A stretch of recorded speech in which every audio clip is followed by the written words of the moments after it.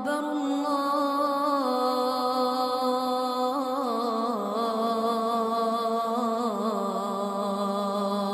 أكبر.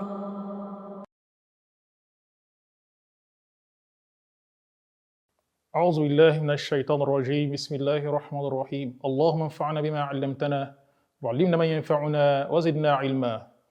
The continuation of our past episode.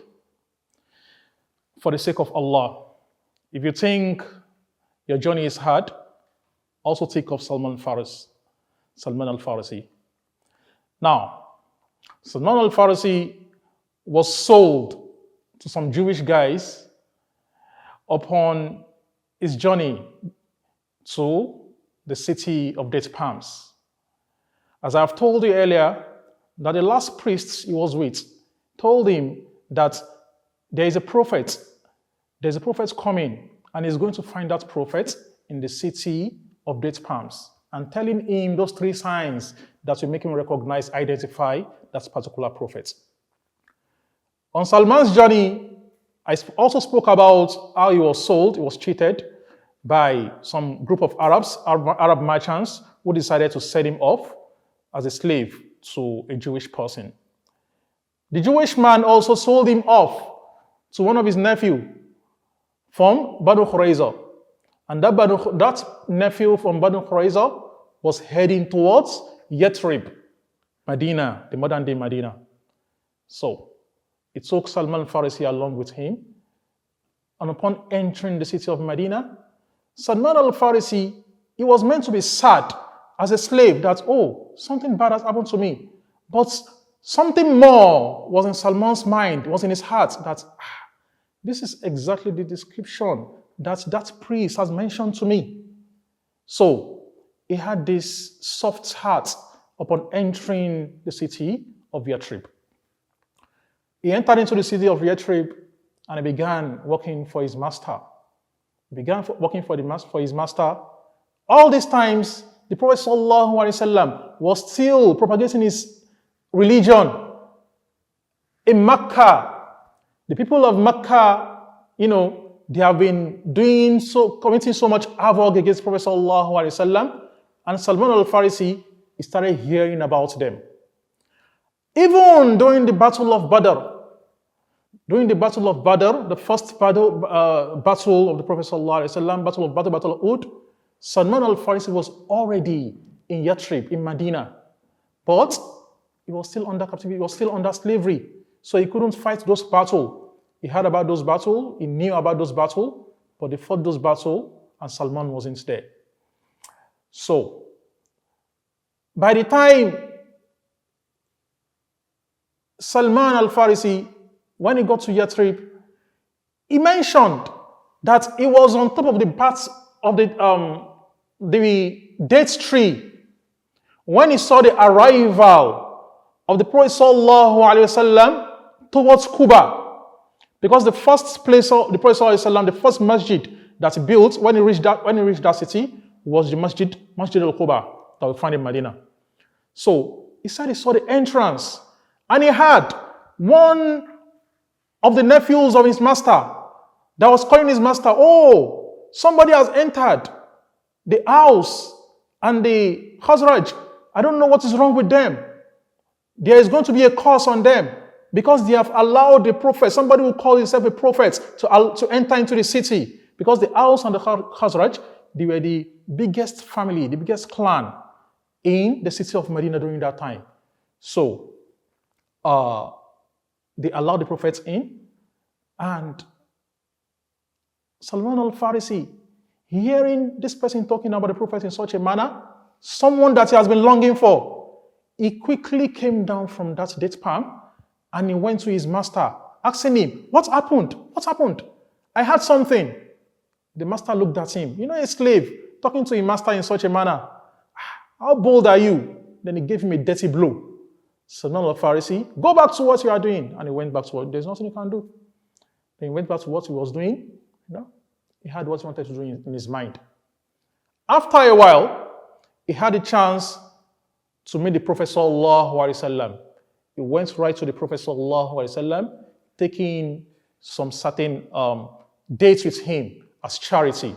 He gave it to the Prophet ﷺ that I have come to you, Ya Rasulullah, and these are charity. These dates are for charity.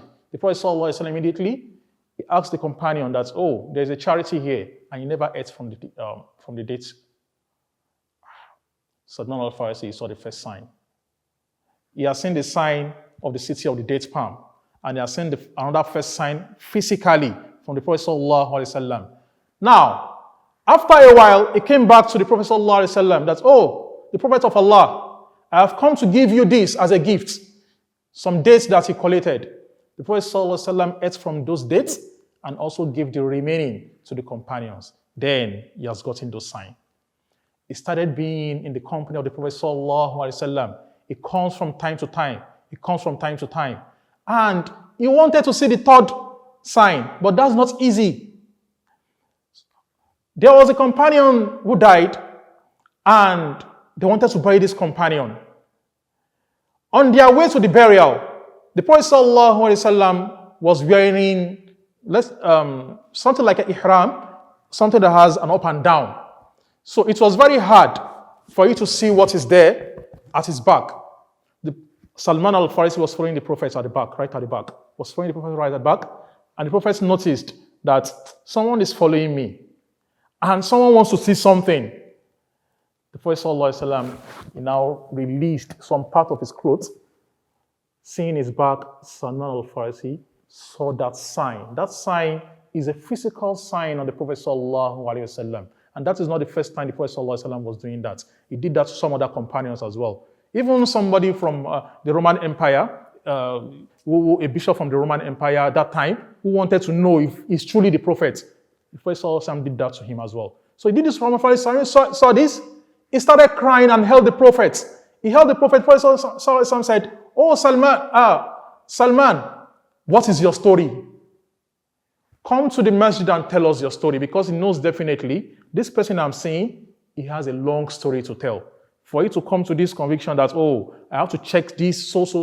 The Prophet ﷺ is a prophet of Allah. He has seen that signs. Someone brought charity to him, then he brought gifts to him. You know that definitely someone is testing him, and he wanted to see the clear sign of prophethood in him.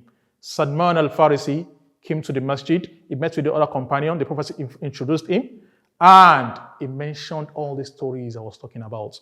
His journey from childhood, how he was sold into slavery, how he got to the master that he's working with now, and everything. The Prophet ﷺ said, oh Salman, go and tell your master, tell him, how much are we to pay him? He went to the master.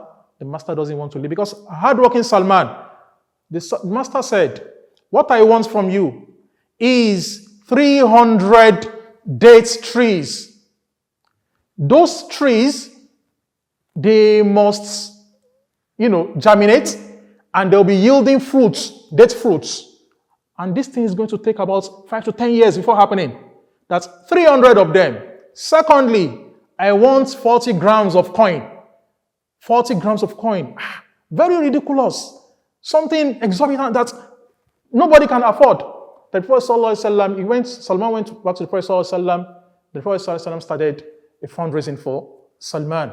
That's everybody bring your dates roots. So the farmers, out of the companions, they started uprooting their roots, their date roots, the baby ones. So they collected 300 of them.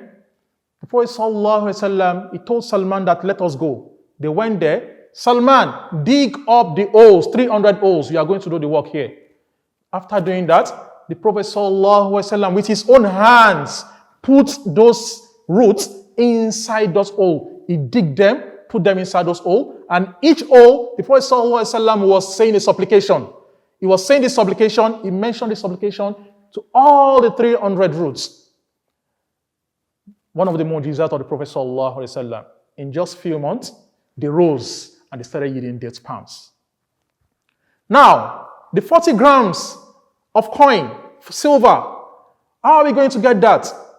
One of the companions of the Prophet ﷺ came to give the Prophet ﷺ a charity. That, oh, I give you this coin. That coin looks so small. Where is the Persian? Ayn al-Farisi, where is the Persian man? They said, oh Salman, the Prophet is calling you. The Prophet ﷺ gave it to Salman. Salman said, oh, this coin is small. What my master is looking for, is asking for, is really more than this. That he said, go to your master and let him weigh it. Salman, he went to his master. He gave him this coin, this little coin, and the master looked at it. Okay, this is what you have given to me. Said, yes, you can weigh it. Truly, one of the mu'jizat of the Prophet sallallahu alaihi wasallam, the miracles of Allah through the Prophet sallallahu alaihi wasallam, he weighed it on the scale and it was weighing exactly 40 grams. That was how Salman was released totally from slavery. Now, after a while, he became the companion of the Prophet and he partook in the battles that the Prophet sallallahu alaihi wasallam had. During the battle of Trench, the people of the Muhajir and the Ansar, they were, having a spar among themselves, saying, oh, Salman is one of the Muhajir. Oh, the Ansar said, no, he's one of us. The Prophet ﷺ took Salman by the hand, said, he's not a Muhajir, he's not an Ansar, he is one of the Ahl al-Bayt. That is Prophet ﷺ, adopting Salman as one of his family. So Salman, even because of this, till he passed away, he doesn't receive charity, just like the Ahl al-Bayt, but they receive gifts. Now, after the death of the Prophet sallallahu alaihi wasallam, there are so many battles that has been happening. The Khalif, the Khulafa, after the Prophet sallallahu alaihi wasallam, there was a battle. They call it the Battle of Qasidiyya. The Battle of Qasidiyya happened when the companions of the Prophet sallallahu alaihi wasallam, they entered into Persia. That was the final fall of the Persian Empire. They entered into Persia, and the emperors, the Sassanid Empire, collapsed totally. When they entered into this place, the Khalif of that time, we have the likes of Khalid bin Walid, Sa'd bin Abu Waqqas, great generals who fought this war. And the Amir al-Mu'minin of that time told Salman, Salman, you are from Persia. You are the governor of your people. Here is a palace. When Salman was a citizen, he couldn't even afford to enter. Now, as someone who has gone through different stages of tests of life, even slavery, he came back to become a ruler, let's say a governor in the Persian, right in the Persian Empire. In fact, that's the Sassanid building is still there, one of the wonders of the world. It's still there in Persia, the modern day Iran. So, this is the story of Salman al-Farisi. Look at his story, and he held on to his faith, and Allah, he gave everything in the cause of Allah, and Allah, gave him something even greater. He became a leader of the country that he came from. This is the story of Salman al-Farisi, and I hope we already had a great deal to learn from his story, and I hope it's going to be beneficial for myself and you. Allahumma arina al-haqqa haqqa warzuqna ittiba'ah wa arina al-batila batila warzuqna ijtinabah. Subhanakallahumma hamdik ashhadu an la ilaha illa anta astaghfiruka wa atubu ilayk. في خليج ومحيط عرفوا زايد ذاك الشأن من بالبذل ساد قدر ما كان من منزل ولكن نحن لولاك لما شدنا اتحاد